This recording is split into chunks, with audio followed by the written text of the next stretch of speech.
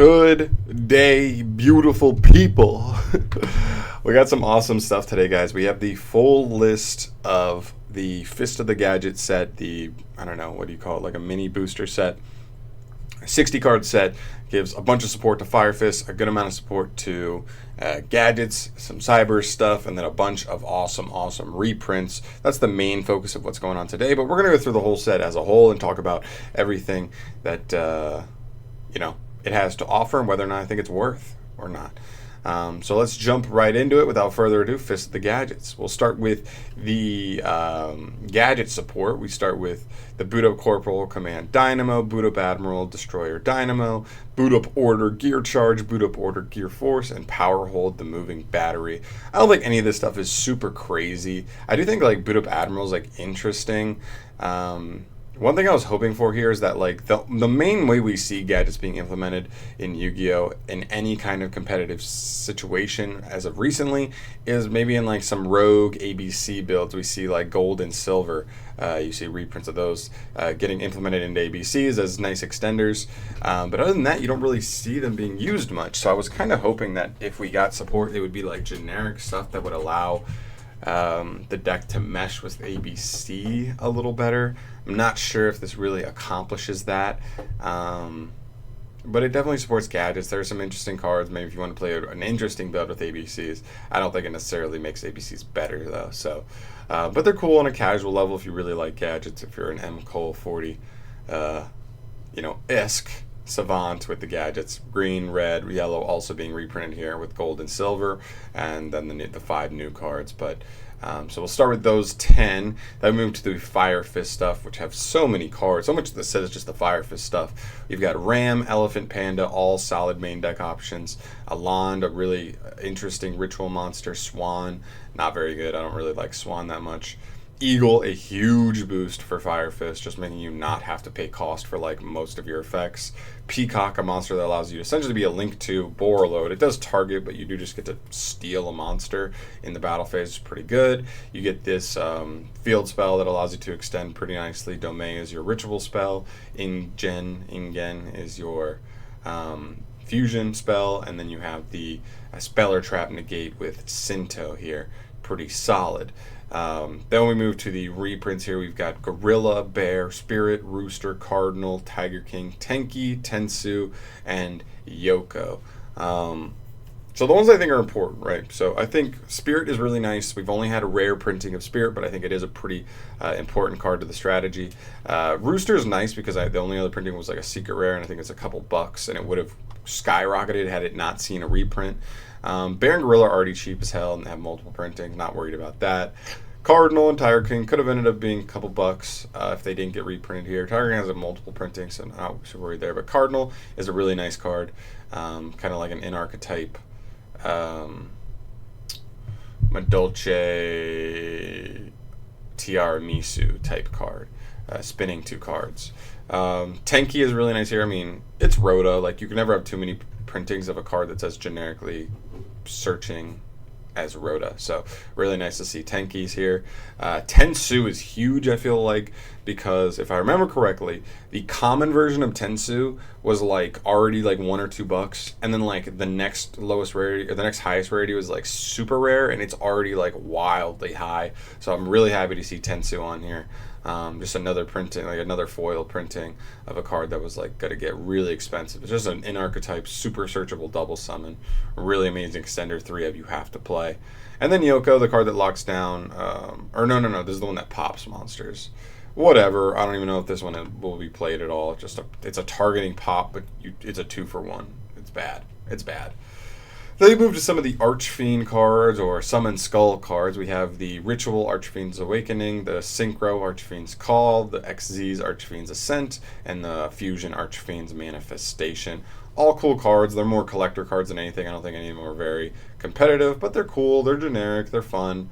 I like them, and they had to put them in somewhere, so why not here in a weird side set, right?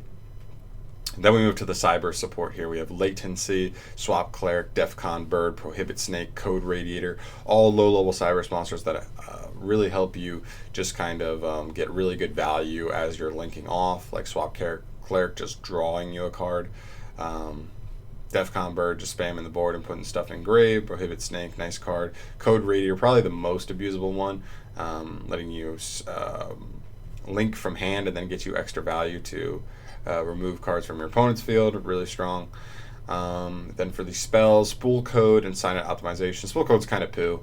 It's like a battle phase card. And then Sign Out Optimization is your double summon, I believe. Yeah, while also saying your opponent cannot activate cards or effects if you're Code Talker battles. So really good, solid card there. Sign Out Conflict, a really busted counter trap that just negate. It's an Omni negate while you control a Code Talker.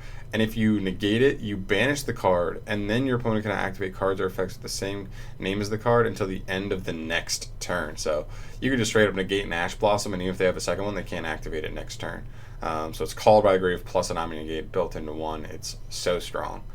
Then we're also getting like nice support for the Code Talker deck. Code Talker itself, Shooting Code Talker, cool battle phase card that if you do enough stuff in the battle phase, you draw multiple cards. Really strong.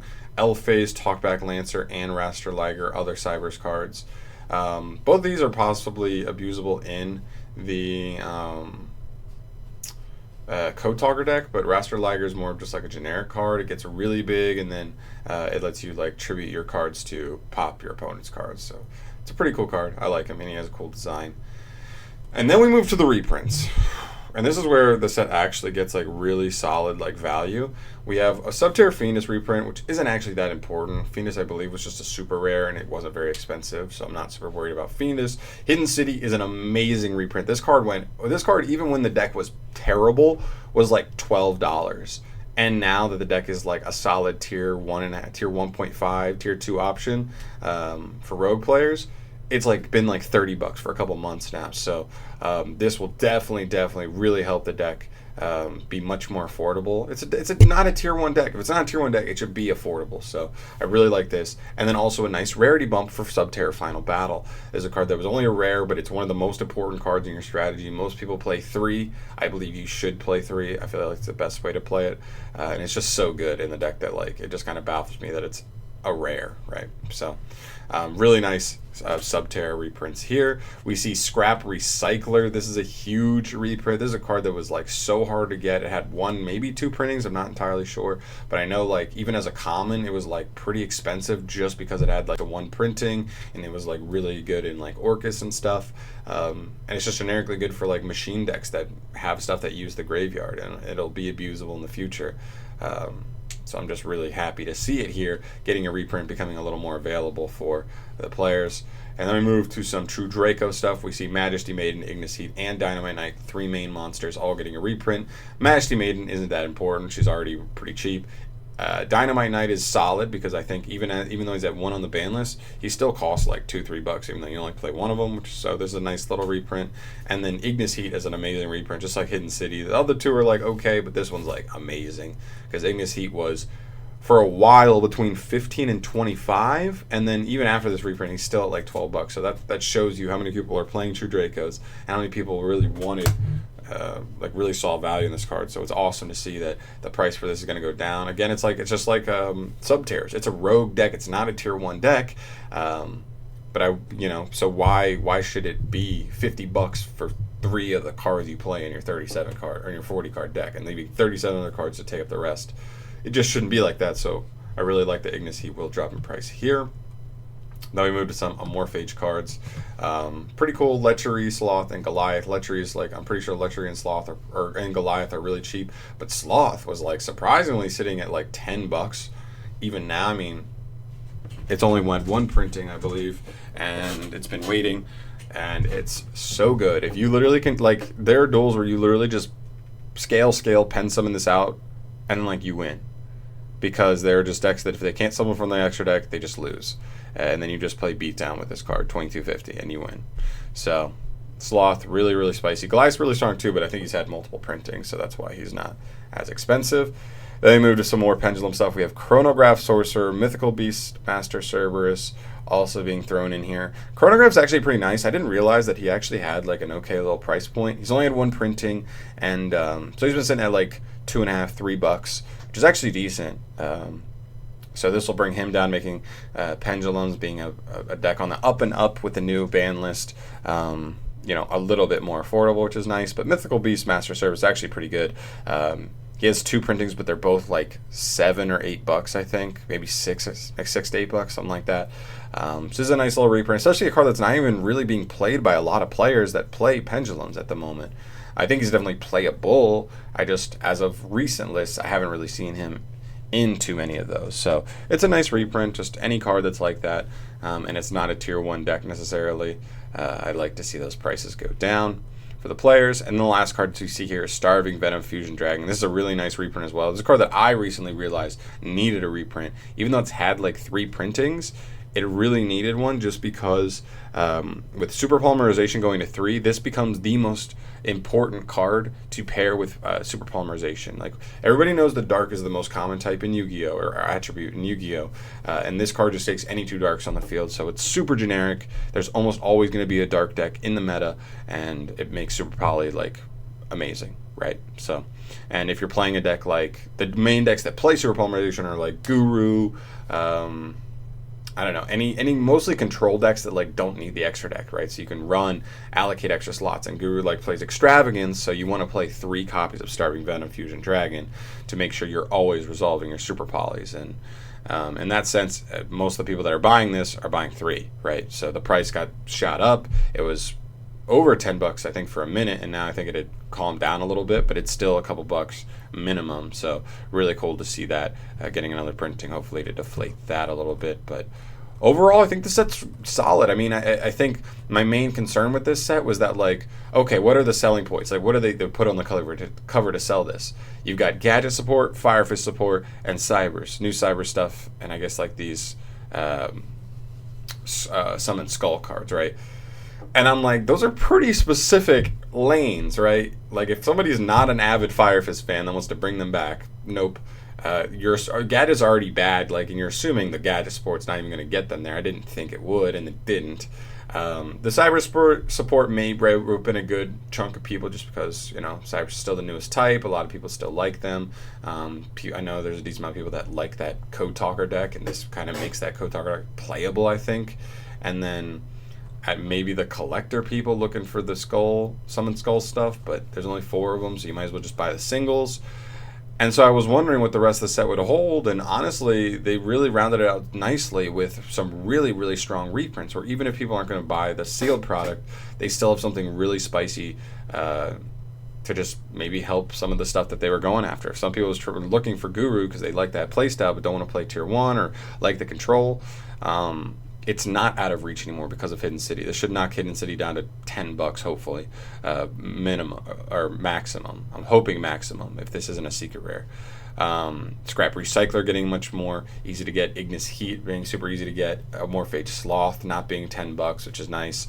Master Cerberus, Chronograph, Starving Venom, and then just solid reprints all around. So I really like where they went with this set. Like, really taking it somewhere where I was super unsure, and really throwing some solid reprints in there to actually add solid value to the set. I'm already getting stuff in the set anyway. I'm building the Fire Fist stuff. I've been holding on to Fire Fist stuff for so long. And finally, I think there'll be a playable rogue deck. And yeah, I got some reprints in here too. I'm definitely going to upgrade. Final Battle. I'm definitely going to scoop up my 3rd Starving Venom, and then there's some other stuff too. I'm looking at shooting Code Talker and Code Talker, possibly building the Code Talker deck, maybe doing a deck profile on it. That would be cool. We'll have to see how expensive it is, and see if I really want to do that. But the other stuff for sure. And yeah, that's pretty much it, guys. I really like this set. Like, for a side set that seemed so weird and so out of place, so random, that it was like what was actually coming in the set, I actually like it. I actually do. Is it worth buying the sealed product? Probably not, unless you're really going after like Fire Fist and you want a bunch of the reprints. But at least there's something in it for everybody. Even if you're just buying singles, it is helping you, right, and helping the community. So I like that a lot, guys. That's pretty much my thoughts on here. Let me know what you are looking forward to the most in this set. If you're going to buy singles or the sealed product, whatever it is, let me know what it is for. Like, if you're actually that MCOL 40-esque player and you're really looking forward to the gadget stuff, let me know. If you're looking forward to the Fire Fist stuff, like me, let me know. or if you just want some of these reprints, you know, if you want the Code Talker deck, the reprints, whatever it is, let me know what you're looking forward to the most out of this set. And thank you so much for watching, guys. I'm going to get the hell out of here. As always, subscribe to the channel if you have not yet, and I'll see you in the next one. Peace.